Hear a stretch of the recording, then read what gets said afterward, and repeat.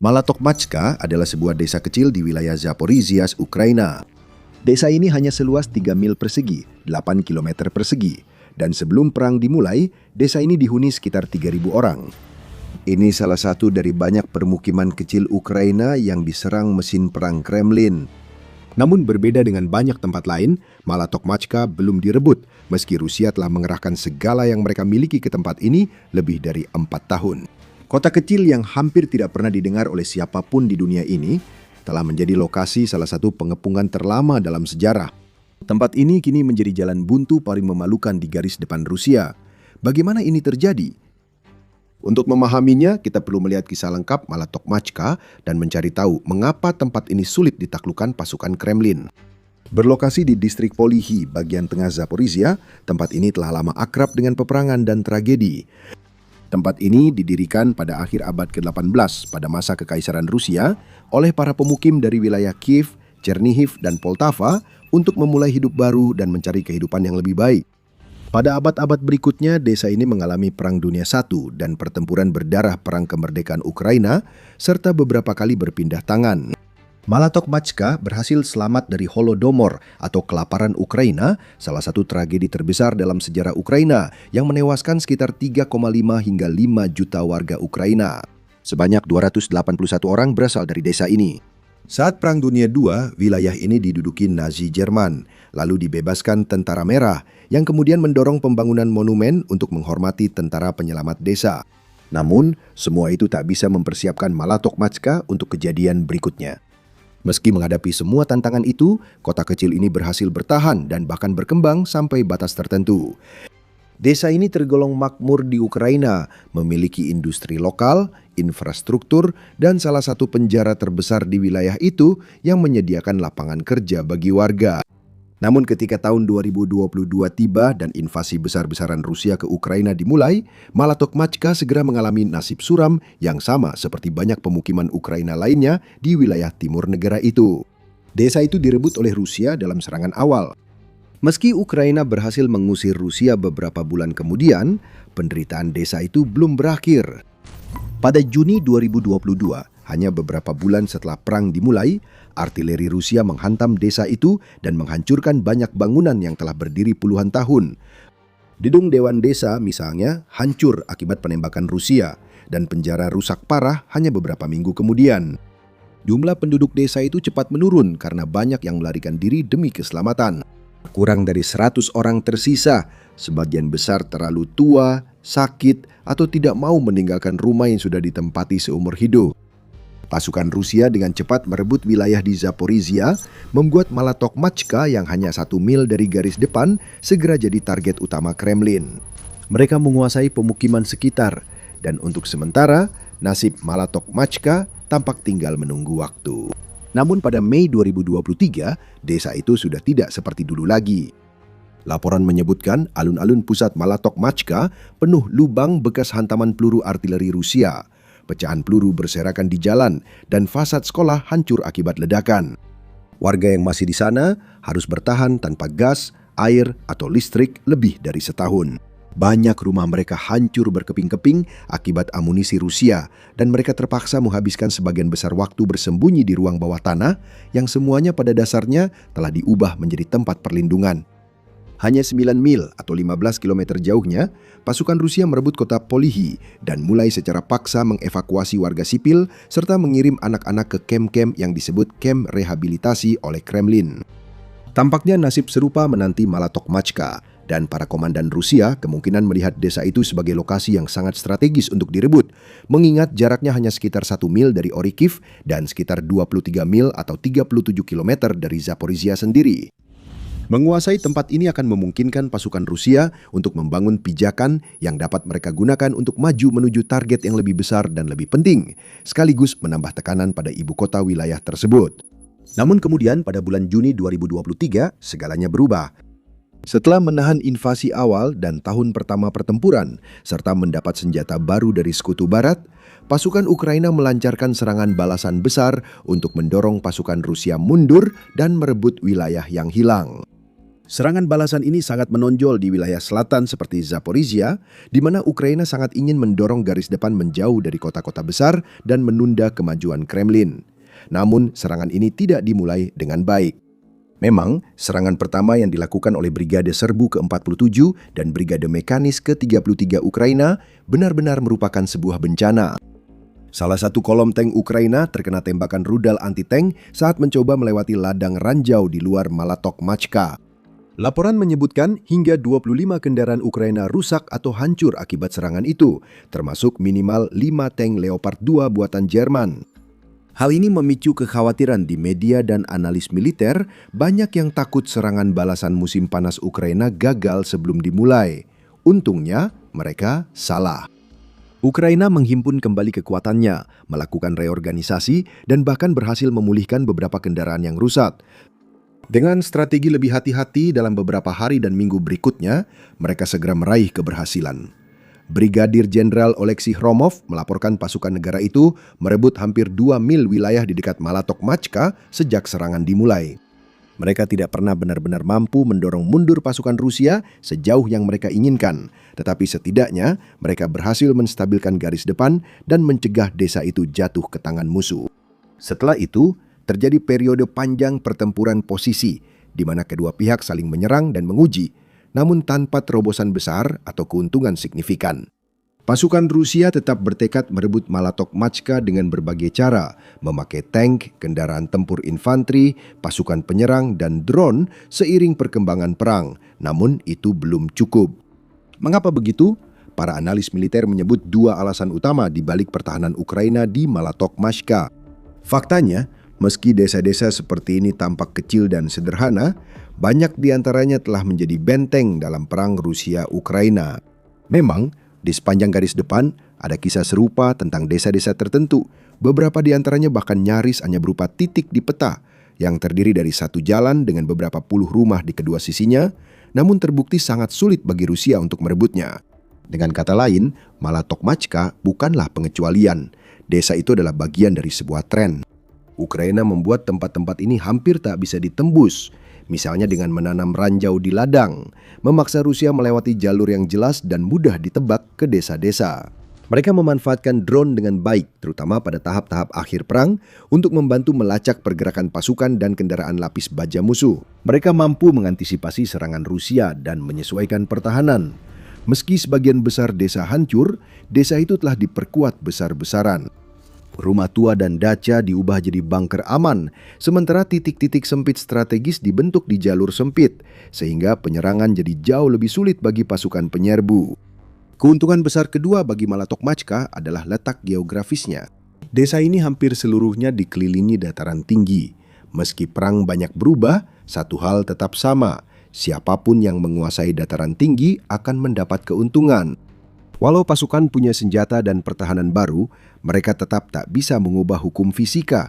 Dari posisi lebih tinggi, Anda dapat melihat lebih jauh ke segala arah dan lebih mudah mengamati serta menyerang musuh sebelum mereka mendekat.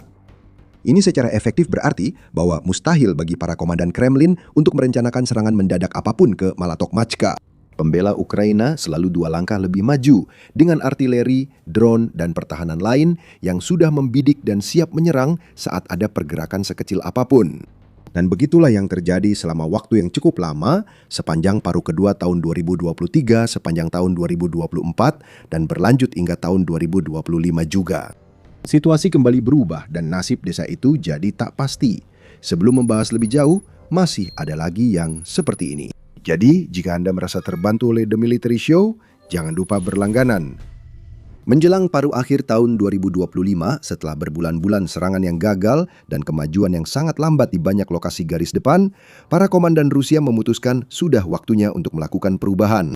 Mereka mengorganisir serangan besar-besaran baru di area-area kunci, dengan fokus khusus di Ukraina Selatan dan lebih spesifik lagi di wilayah Zaporizhia. Perintah datang dari atasan. Rusia harus mencapai kemajuan dan harus melakukannya dengan cepat. Ini adalah bagian dari upaya pimpinan militer dan Presiden Vladimir Putin untuk menunjukkan Rusia sedang menang perang dan kemenangannya tak terelakkan. Secara teori, ini memberi posisi jauh lebih kuat bagi Kremlin di perundingan, bukan hanya dengan Ukraina, tapi juga Amerika Serikat dan Uni Eropa. Semakin banyak wilayah yang diklaim, semakin banyak kartu yang dimiliki negara itu. Regu penyerang tambahan dibentuk untuk bergerak maju. Para komandan Rusia berharap bahwa besarnya serangan-serangan ini pada akhirnya akan cukup untuk menembus garis pertahanan Ukraina dan merebut permukiman-permukiman penting yang selama ini sulit mereka kuasai, seperti Malatok-Maska itu sendiri. Pada Oktober dan November, wilayah itu menghadapi serangan yang makin berat. Serangan mekanis besar terus menghantam desa itu, yang dengan berani dipertahankan oleh Brigade Mekanis Terpisah ke-118 Ukraina dari Korps Angkatan Darat ke-10. Salah satu petugas pers brigade tersebut menggambarkan para penjaga desa itu sebagai cyborg Malatok-Machka, merujuk pada prajurit Ukraina ikonik yang secara heroik mempertahankan bandara Donetsk dari Mei 2014 hingga Januari 2015. Walau hampir terkepung total dan bertempur dalam kondisi ekstrim seperti suhu di bawah nol dan serangan artileri terus-menerus, para prajurit pemberani ini tetap bertahan, dijuluki cyborg dan mengukir sejarah militer Ukraina. Meski tak seterkenal cyborg asli, personel luar biasa di dalam dan sekitar Malatok-Machka menunjukkan semangat dan ketangguhan luar biasa dalam menangkis serangan Rusia dan mempertahankan desa tersebut. Pada 20 Oktober 2025 misalnya, Rusia melancarkan salah satu serangan terbesarnya sepanjang sejarah.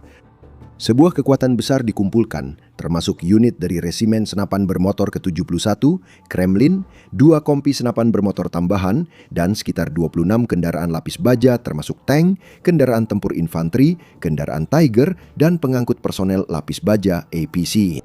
Secara teori, kekuatan sebesar itu seharusnya bisa merebut kota, apalagi hanya desa kecil. Namun kenyataannya tidak demikian. Sebaliknya, serangan besar-besaran Rusia malah gagal total. Para pembela Ukraina bertahan dan melakukan apa yang mereka kuasai, memaksimalkan senjata dan pertahanan yang mereka miliki untuk menghancurkan para penyerang. Hari itu berakhir dengan 30 tentara Rusia tewas, lainnya terluka, dan diperkirakan 21 kendaraan hancur total. Meski demikian, mungkin karena malu atau sebagai taktik propaganda, pejabat Rusia tampaknya mengklaim upaya mereka berhasil. Pada 16 November 2026, Kementerian Pertahanan negara itu mengumumkan bahwa Malatok-Machka telah sepenuhnya direbut. Menteri Pertahanan Andrei Belousov menyatakan desa itu telah dibebaskan sepenuhnya dan pasukan Moskow berada di jalur untuk mencapai tujuan jangka panjang mereka. Ukraina membantah klaim apapun bahwa Malatok-Machka telah direbut.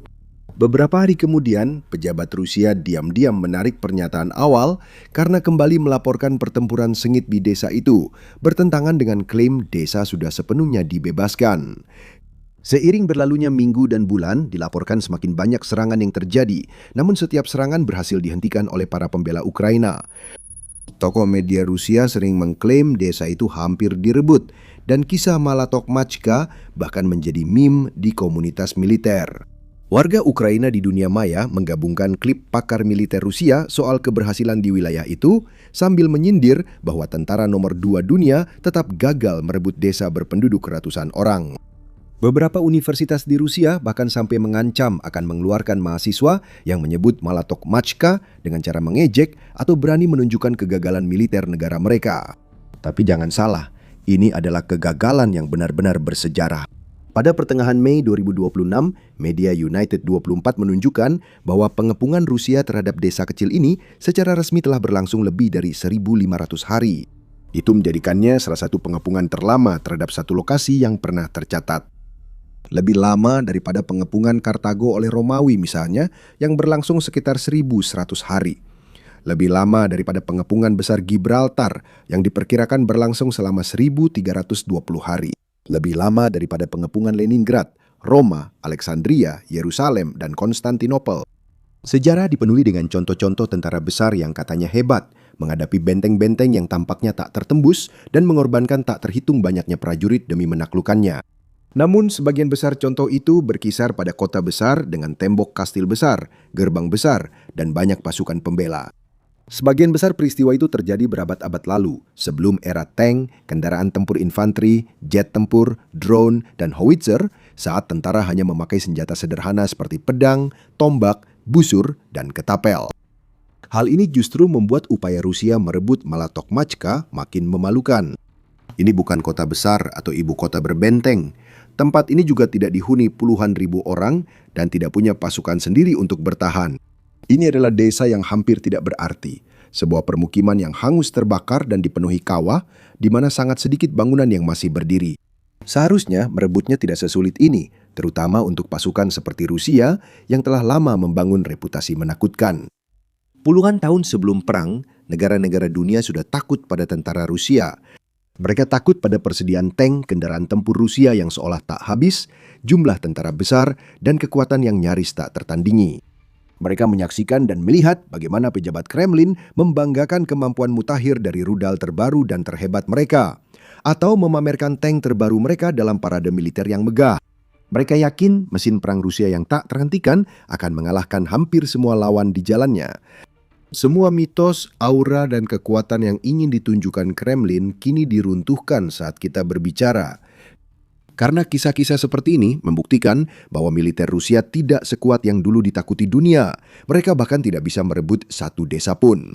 Mereka telah menghabiskan lebih dari 4 tahun mencoba melakukannya dan diperkirakan kehilangan sekitar 2.000 tentara dalam prosesnya bersama dengan puluhan kendaraan, bahkan mungkin puluhan atau ratusan juta dolar nilai perlengkapan dan personel militer, semuanya sia-sia.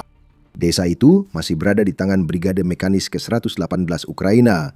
Mereka tetap bertahan hingga kini, cergas dan strategis memakai drone, ranjau, dan alat lain untuk terus mengecoh serta mengalahkan lawan.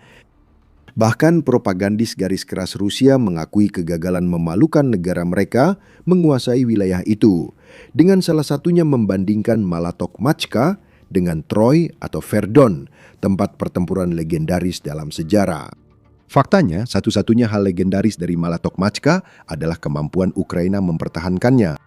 Meski desa ini jatuh, yang tampaknya kecil kemungkinannya jika melihat perkembangan belakangan ini, desa kecil ini akan tetap dikenang dalam sejarah sebagai tempat yang menghancurkan mitos superioritas militer Rusia.